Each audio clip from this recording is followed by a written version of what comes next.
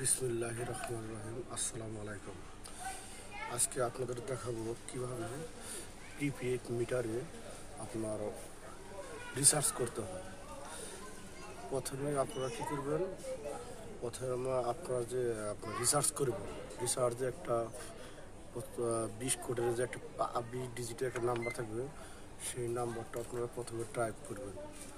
যেমন আপনাদের দেখাচ্ছে আমি, যেমন এইরকম 20 সংখ্যার কিছু নাম্বার থাকবে, এইরকম 182889286289710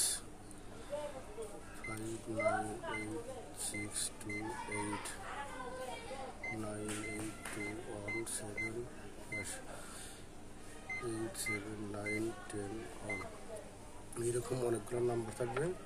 নাম্বার থাকার পরে আপনারা এই লাল সংখ্যার বাটনটা টাইপ করবেন। লাল সংখ্যার বাটনটা চাপ দেওয়ার পরে আপনারা আপনাদের অটোতে রিচার্জ হবে। যখন রিচার্জ হবে তখন আপনাদের এইরকম সবুজ বাতির চিহ্ন দেখাবে।